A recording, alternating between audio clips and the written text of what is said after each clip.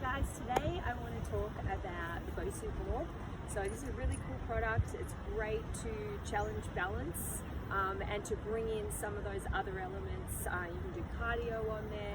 I really like it for plyometric training as well. It is quite an advanced tool, but you can just use the Bosu ball to practice gaining balance.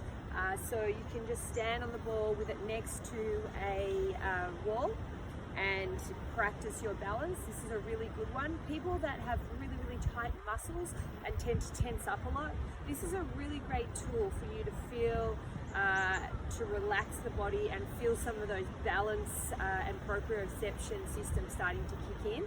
So you're just stepping up on the ball. You can use it to just stand and balance, and once you get a little bit of balance through the body and you're not so jerky, you can start to add in a little bit of movement. So you might just add a few squats in. You might come into sort of more of a single leg position and balance on one foot. I like to use the bubble side so that we can practice ankle mobility as well.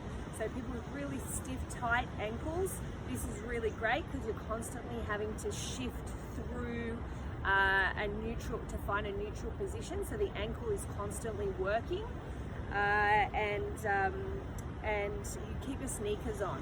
So if you're in socks, you can do it in bare feet or shoes, but socks you'll slip around. So you find the center of the ball and you shift across. Now, when you're using the flat side, so if you turn it over, you'll see that there's a hole in the center. Where a lot of people go wrong on the Bosu ball is they get up on the ball and then they sit with the ball either forward or right back, so it's in a tilted position.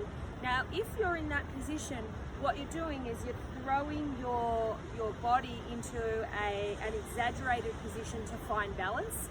So what you want to do is you want to always try to find a completely flat surface on the Bosu ball.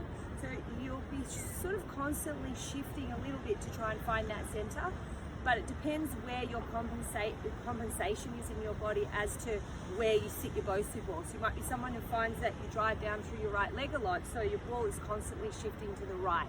So it's a really good tool to help you see and feel what your body likes to do. So again, trying to find the center, you can do squats on here, you can just balance and trying to find your center. I like to do some single leg work on here with people. And again, when you're doing single leg work, it's dependent on where your foot is on the ball as to how you're going to work the muscles up that leg.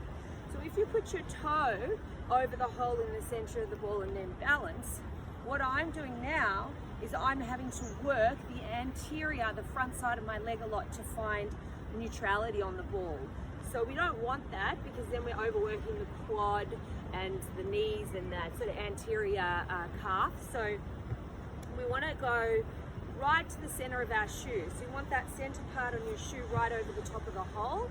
And then you're going to come up and you want to try to find your center there. So what you should feel when you're balancing is you want to feel the foot working all the way up through the leg and right up into that glute and the hip. So that's when we know all of those stabilizing muscles of the leg have switched on. And that's what we want to try and find. So a lot of the time I'll get people just to stand on the ball, find that connection of muscles, then start to challenge themselves by lifting the foot off. And then once you can do that, you can start to add in movement. So you can start to add in all sorts of different variations. You can catch a ball and you can start to make things more complex once you can achieve, this is the simplest task of being able to just balance on that foot and feel the correct muscle groups. If you're just feeling your foot and ankle, it means that you're probably kind of sinking down and counterbalancing your body somehow.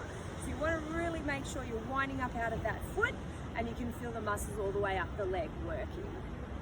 So that's pretty much it with the Bosu ball. So you've got the flat side, you've got the bubble side. There's a lot you can do with your arms. You can do abdominals. It's a really great tool and it's super easy to have around the house. You can slide it under a bed or have it up in the corner. I think as a home gym, this is a really great tool to have and it's super effective. Yeah, enjoy.